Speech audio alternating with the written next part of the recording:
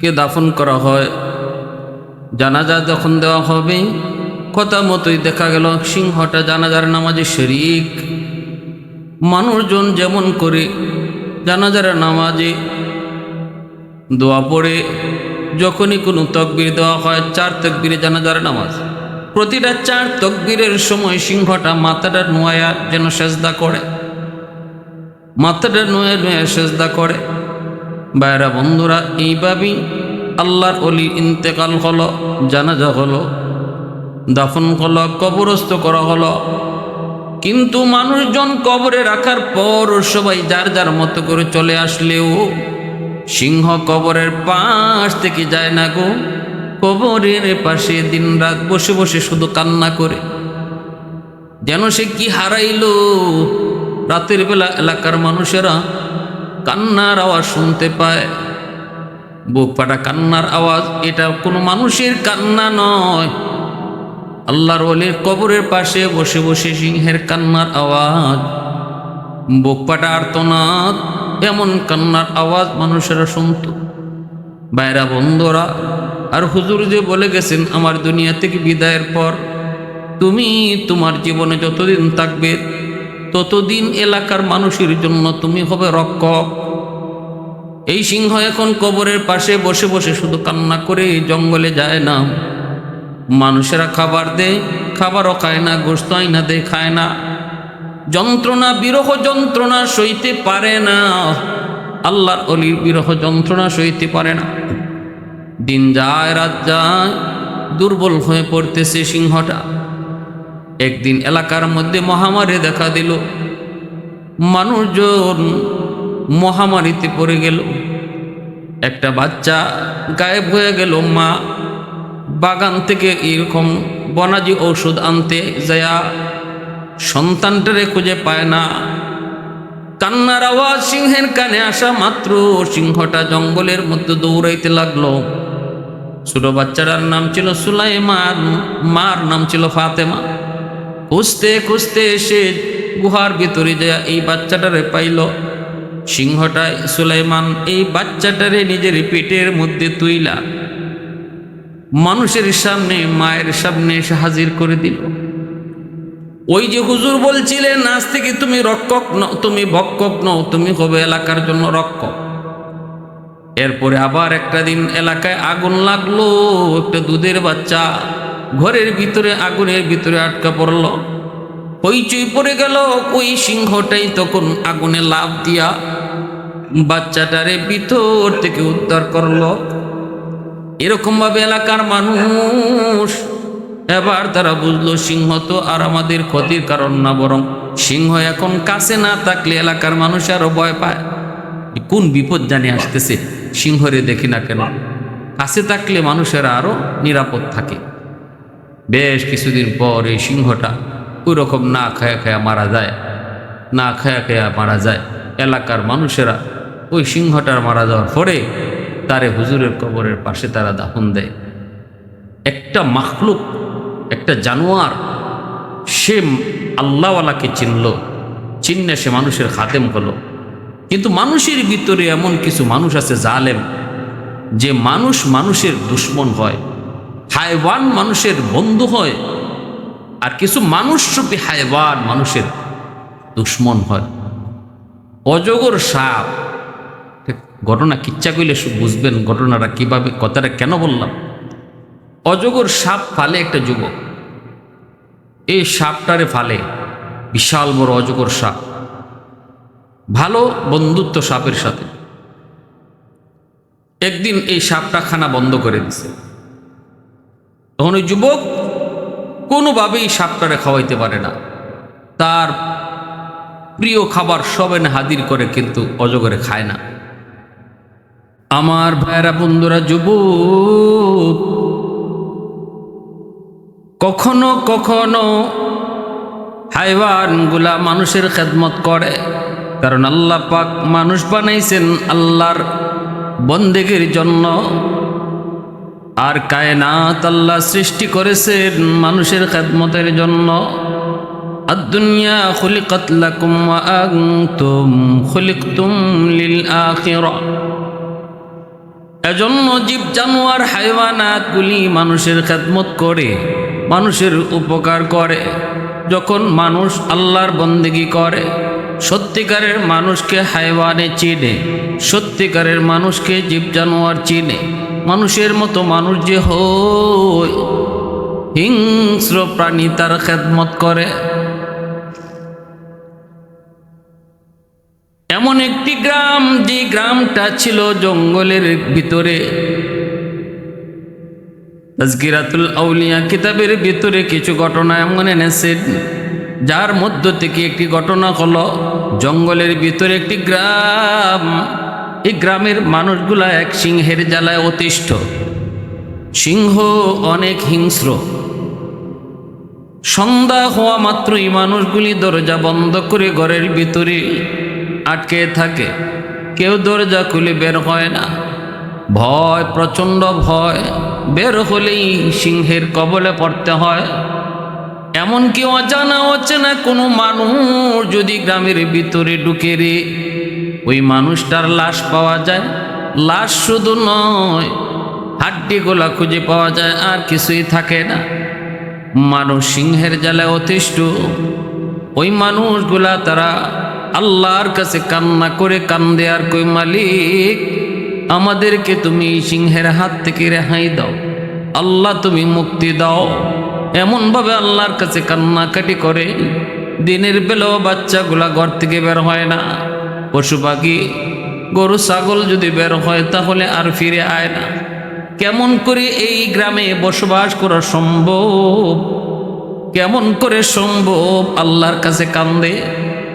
কান্না করে করে আল্লাহর দরবারে দোয়া কবুল হয়ে গেল।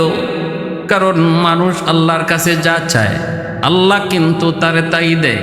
হয়তো সেটা নগদ দেয়, নয়তো সেটা কিছুদিন পরে দেয়, আর নয়তো আল্লাহ সেটা হাসরের ময়দানে আমল নামার ভিতরে তার এই ডাক দেখায়। আল্লাহ পাক মুমিনের কোনো ডাককেই বৃথা দেয় না, কোনো না কোনো একটাই মেশে সেটা পায়।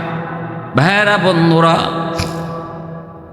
হঠাৎ করে গ্রামের মানুষ একদিন দেখতে পেল সন্ধ্যার টাইম গ্রামের ভিতরে একজন আল্লাহওয়ালা গাছের নিচে দাঁড়ায় দাঁড়ায় তিনি নামাজ আদায় করে। গ্রামের মানুষ মুসাফির মনে করে তার কাছে যায় বীর করল। নামাজ শেষ হতেই বলতেছে, মুসাফির কোত্থেকে এসেছেন, কই যাবেন জানি না, কিন্তু দ্রুত যান, কারণ একটু পরেই সন্ধ্যা নেমে আসবে। আর আমাদের গ্রামের ভিতরে একটা সিংহের বড় ত্রাস। এই সিংহের জ্বালায় কেউ সন্ধ্যার পরে ঘর থেকে বের হয় না। যদি কেউ অচেনা মানুষ সন্ধ্যার পরে গ্রামে ঢুকে, তাহলে তারও সিংহটা খেয়ে ফেলে। অনেক লাশ, অনেক হাড্ডি গুড্ডি আমরা সকালবেলা পাই। অচেনা মানুষের কেউ রাতের বেলা পাইলেই তারে খেয়ে ফেলে। অতএব আপনি কে গো জানি না, আপনি দ্রুত এলাকা ছাড়েন, নিরাপদ জায়গায় চলে যান। কিন্তু ওই আল্লাহর ওয়ালির চেহারার মধ্যে মুচকি হাসি, প্রশান্তির হাসি। তিনি ডাক দিয়া কই, আমি তো এই গ্রামে এজন্যই এসেছি, আমি তো আসি নাই, আমাকে পাঠানো হয়েছে। আমি স্বপ্ন যুগে এই গ্রাম দেখেছি, আমাকে স্বপ্নে আদেশ করা হয়েছে এই গ্রামে তুমি যাও। গ্রামের মানুষগুলা তোমার অপেক্ষায়, ওই গ্রাম তোমার অপেক্ষা করে আমাকে স্বপ্নে দেখানো হয়েছে। আমি তো জেনেছি, শুনেছি, জেনে শুনে বুঝি আমি এখানে এসেছি। টেনশন তোমরা করবা না। সিংহ নিজের ইচ্ছায় দুনিয়াতে আসে নাই। সিংহটাও আমার আল্লাহ পাকের মাখলুক। আমি যেই খালিকের মাখলুক, ওই সিংহ ওই খালিকের মাখলুক। সিংহকে আল্লাহ বানাইছে আমাদের খেদমতের জন্য, ক্ষতি করার জন্য নয় রে। আর তোমারে আমারে আল্লাহ বানাইছে আল্লাহর বন্দেগীর জন্য। হুয়াল্লাযী খালাকা লাকুম মা ফিল আরদি জামিআ। আল্লাহ রাব্বুল আলামিন বলেন, তামাম দুনিয়া আমি আল্লাহ বানাইছি তোমাদের খেদমতের জন্য। অতএব মানুষ যদি মানুষের মতো হয় তারে সিংহ চিনে। যেমনভাবে মুজাদ্দিদ আল ফেসানি রহমতুল্লাহি আলাইহি বাদশাহ আকবর জেলখানার ভিতরে বন্দি করে রেখেছিল। রয়্যাল বেঙ্গল টাইগার জেলখানার ভিতরে বাদশাহ আকবর পাঠায়া দেয় মুজাদ্দিদ আল ফেসানি রহমতুল্লাহি আলাইহিকে খাওয়ার জন্য। মন্ত্রী পরিষদ এসে দাঁড়ায় দাঁড়ায় তামসা দেখবে কেমনে তার হাড্ডি গুড্ডি খায়। কিন্তু তাকায়া দেখে বাদশাহ আকবরও তাকায়া দেখতে পেল যেই সিংহ মানুষ দেখলে খায়, যেই বাঘ মানুষ দেখলে পরে হিংস্র হয়, ওই বাঘটা মুজাদ্দিদ আল ফেসানি রহমতুল্লাহি আলাইহির কাছে যায় এমনভাবে মাটিতে বসলো, জিব্বাটা বের করে দিল।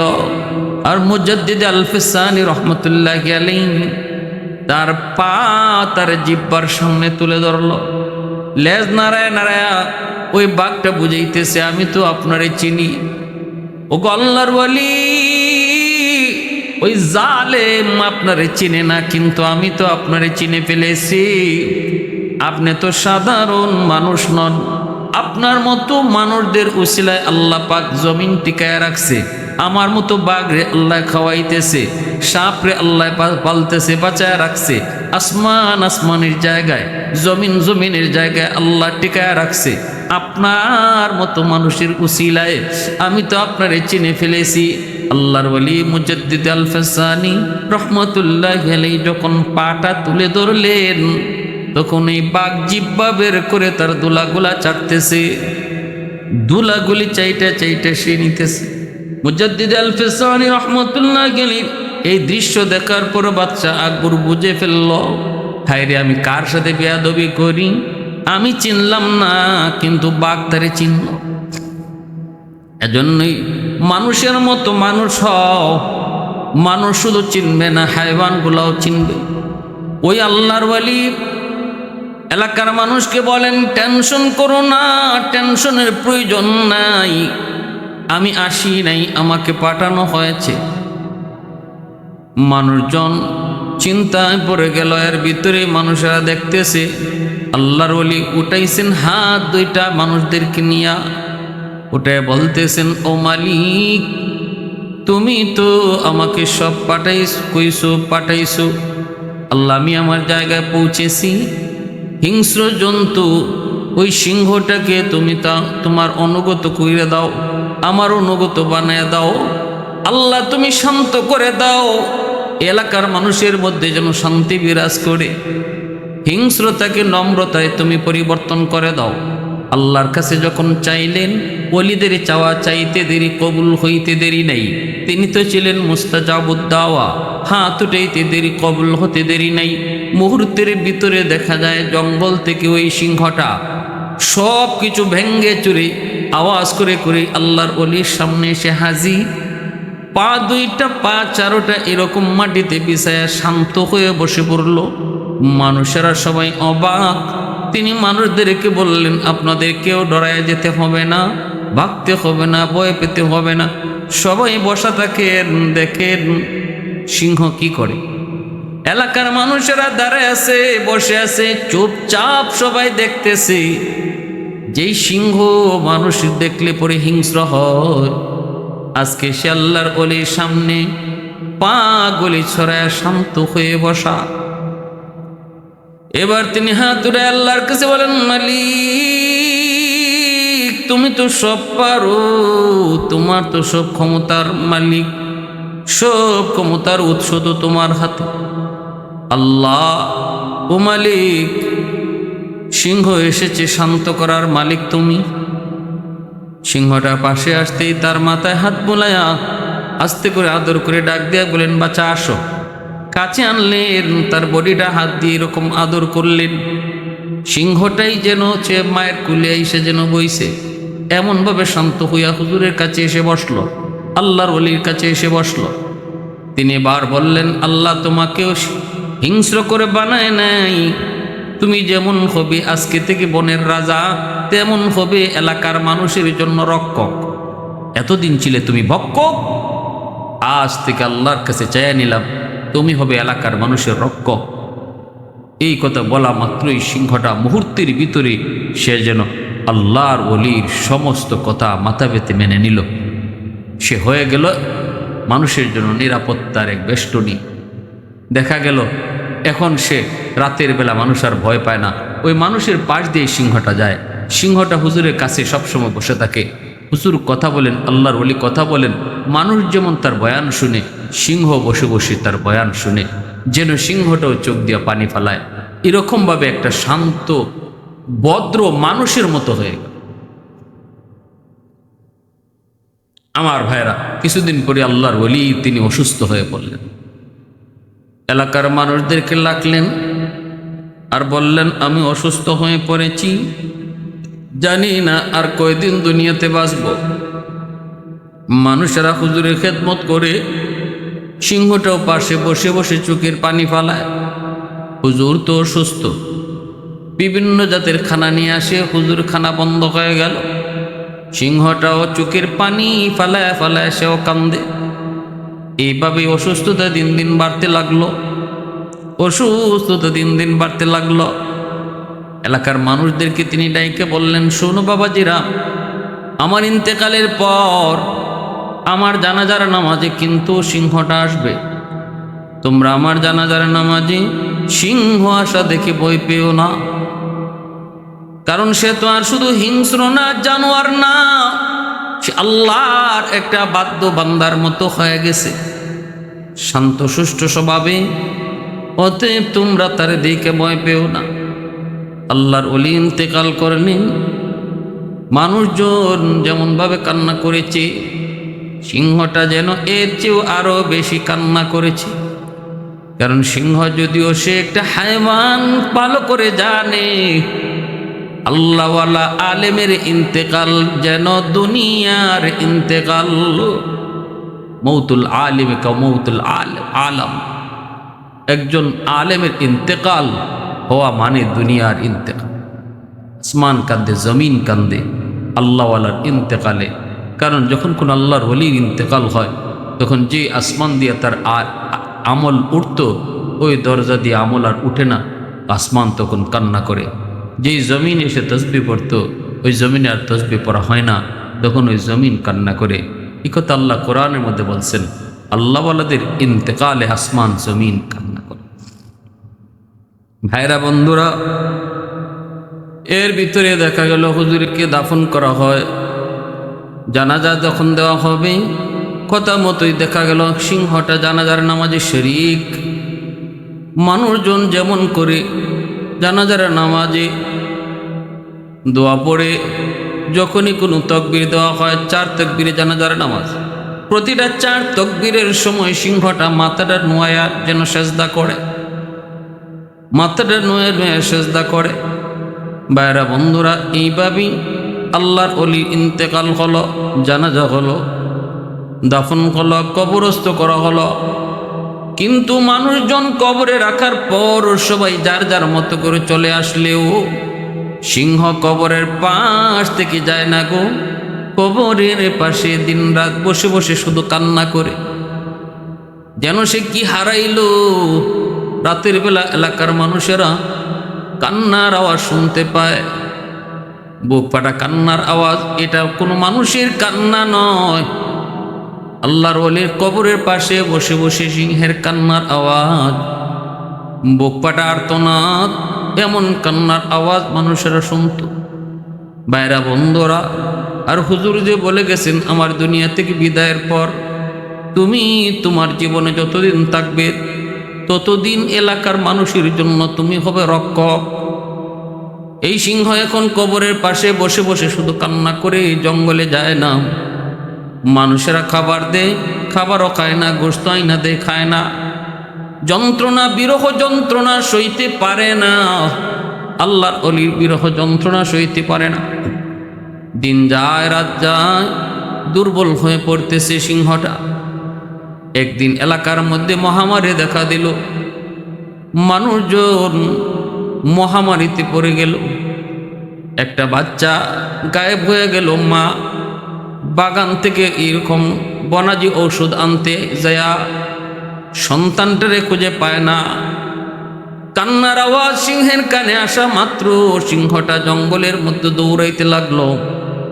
ছোট বাচ্চাটার নাম ছিল সুলাইমান, মার নাম ছিল ফাতেমা। খুঁজতে খুঁজতে এসে গুহার ভিতরে যায় এই বাচ্চাটারে পাইল। সিংহটা সুলাইমান এই বাচ্চাটারে নিজের পেটের মধ্যে তুইলা মানুষের সামনে, মায়ের সামনে এসে হাজির করে দিল। ওই যে হুজুর বলছিলেন আজ থেকে তুমি রক্ষক নও, তুমি ভক্ষক নও, তুমি হবে এলাকার জন্য রক্ষক। এরপরে আবার একটা দিন এলাকায় আগুন লাগলো। একটা দুধের বাচ্চা ঘরের ভিতরে আগুনের ভিতরে আটকা পড়ল। হইচই পড়ে গেল। ওই সিংহটাই তখন আগুনে লাফ দিয়া বাচ্চাটারে ভিতর থেকে উদ্ধার করলো। এরকম ভাবে এলাকার মানুষ এবার তারা বুঝলো সিংহ তো আর আমাদের ক্ষতির কারণ না, বরং সিংহ এখন কাছে না থাকলে এলাকার মানুষ আরো ভয় পায়। কোন বিপদ জানি আসতেছে, সিংহরে দেখি না কেন, কাছে থাকলে মানুষেরা আরো নিরাপদ থাকে। বেশ কিছুদিন পর এই সিংহটা ওই রকম না খায়া খায়া মারা যায়, না খায়া খায়া মারা যায়। এলাকার মানুষেরা ওই সিংহটার মারা যাওয়ার পরে তারে হুজুরের কবরের পাশে তারা দাফন দেয়। একটা মাখলুক, একটা জানোয়ার, সে আল্লাহওয়ালাকে চিনলে সে মানুষের খাদেম হলো। কিন্তু মানুষের ভিতরে এমন কিছু মানুষ আছে জালেম, যে মানুষ মানুষের দুশ্মন হয়, হায়ওয়ান মানুষের বন্ধু হয়, আর কিছু মানুষরূপী হায়ওয়ান মানুষের দুশ্মন হয়। অজগর সাপ, ঘটনা কিচ্ছা কইলে বুঝবেন ঘটনাটা কিভাবে, কথাটা কেন বললাম। অজগর সাপ ফালে একটা যুবক, এই সাপটারে ফালে, বিশাল বড় অজগর সাপ, ভালো বন্ধুত্ব সাপের সাথে। একদিন এই সাপটা খানা বন্ধ করে দিছে। তখন ওই যুবক কোনোভাবেই সাপটারে খাওয়াইতে পারে না। তার প্রিয় খাবার সব এনে হাজির করে, কিন্তু অজগরে খায় না। শেষ পর্যন্ত সে একজন পশু ডাক্তারের কাছে গেল, যাই বলতেছে, ডাক্তার সাহেব আমার সাপটা খায় না। কই কি কও তুমি? বললো হ, আমি একটা সাপ পালি। কি জাত সাপ? অজগর সাপ। কও কি, কতদিন যাবৎ খায় না? কয় 1 সপ্তাহ যাবৎ খায় না। তার প্রিয় সব খাবার আনলাম, কিন্তু খানা খায় না। আমি তো বড় টেনশনে আছি। ডাক্তার সাহেব বলে, অজগরটা কতদিন যাবৎ খায় না? কয় 1 সপ্তাহ। কয় ইদানিং কোনো বিশেষ লক্ষণ তুমি টের পাইছনি? কয় ইদানিং দেখতেছি সাপটা 1 সপ্তাহ যাবৎ আমারে জড়ায়া ঘুমায়। রাতের বেলা অজগর সাপটা আমাকে জড়ায় ধরে ঘুমায়। ডাক্তার সাহেব কয় কও কি, অজগর তোমারে রাতের বেলা জড়ায়া ঘুমায়? কয় কহ। কতদিন যাবৎ? কয় 1 সপ্তাহ যাব। খানা নাই কতদিন? কয় 1 সপ্তাহ। এবার ডাক্তার সাহেব অঙ্ক মিলে বলতেছি, যুবক আমার থিওরিতে কয় এই অজগর তোমাকে গিল্লা খাওয়ার প্ল্যান করতেছে। কোন কি হুজুর? আমার গিল্লা খাওয়ার প্ল্যান? বলে হ। কেমনে বুঝলেন? কোনো অজগর বড় কোনো খাবার খাওয়ার আগে মিনিমাম 12 দিন আগ থেকে সব খাওয়ান বন্ধ করে, বড় কোনো খাবার, এবং ওই খাবারটা সে হজম করতে পারবে কিনা এর আইডিয়া নেই, মাপ নেই। রাতের বেলা যে তোমারে জড়ায় ধরে ঘুমায়, এটা জড়ায় ধরে ঘুমায় না, তোমার বডির মাপ নেই, তোমার তার ফ্যাটের ভিতরে কিভাবে গিলবো, জায়গা হবে কিনা, এই মাপটা নিতেছে অজগরে। আর খানাও বন্ধ করছে। আর এটা অজগরের নিয়ম, ওই অজগর অসুস্থ হয় না। অজগর কোনো বড় খাবার, বড় আধার খাবার আগে খানা বন্ধ করে, এবং এটার পাশে গিয়া তার আইডিয়া নেয়, মাপ নেয়। তোমাকে জড়ায় দেওয়ার অর্থ তোমার আইডিয়া নিতেছে। কতদিন ধরে খায় না? প্রায় 1 সপ্তাহ। তাহলে মনে হয় আর বেশি দিন না, 4-5 দিনের ভিতরেই এই অজগর তোমার গিল্লা খাবে। কেন এই কিচ্ছাটা বললাম? তাহলে বোঝা গেল জড়ায়া ধরলেই প্রকৃত বন্ধু হয় না। বহু জড়ায়া ধরা বন্ধু গিল্লা খাওয়ার স্বপ্ন করে, বহু জড়ায়া ধরার বন্ধু গিল্লা খাওয়ার পরিকল্পনা করে, আর বহু হায়ওয়ান হইয়াও মানুষের বন্ধু হয়।